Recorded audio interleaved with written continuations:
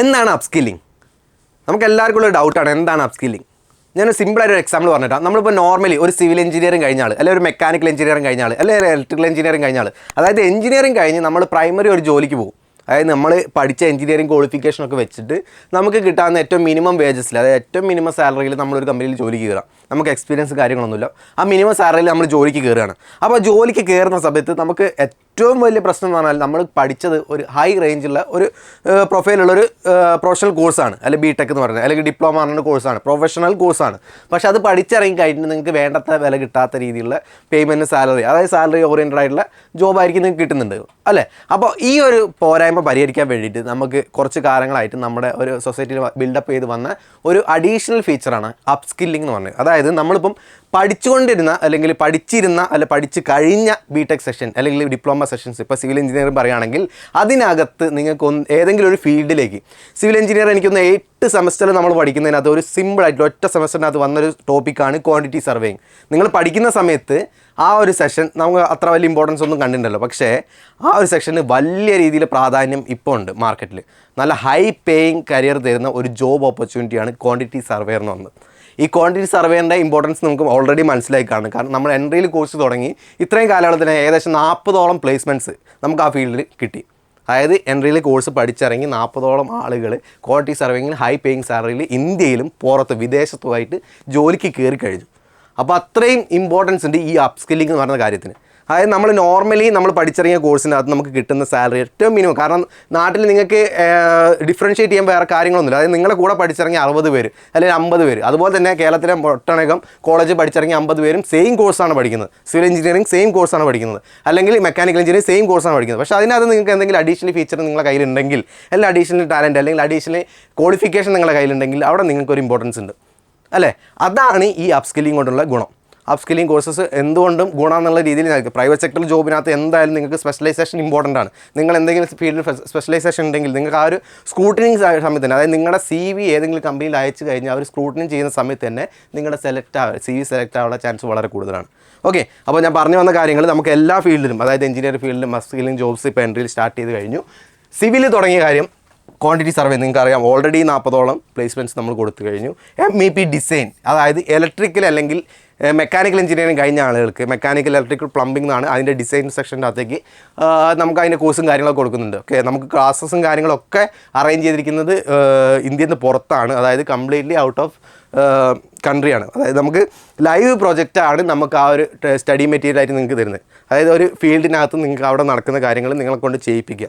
Okay, ഓൺലൈനായിരിക്കും ക്ലാസ്സസും കാര്യങ്ങളൊക്കെ, completely ഓൺലൈനായിരിക്കും ക്ലാസ്സസും കാര്യങ്ങളൊക്കെ. അതുപോലെ തന്നെ മലയാളത്തിൽ തന്നെ ആയിരിക്കും ക്ലാസ്സസ് ഉണ്ടാവുക. നിങ്ങൾക്ക് പഠിച്ചെടുക്കാനും അത് പെട്ടെന്ന് തന്നെ ഗ്രാസ്പ് ചെയ്യാനുള്ള എളുപ്പത്തിനാണ് നമ്മുടെ അതായത് നേറ്റീവ് ലാംഗ്വേജിൽ തന്നെ നമുക്ക് കോഴ്സസും കാര്യങ്ങളൊക്കെ പ്രൊവൈഡ് ചെയ്യുന്നു.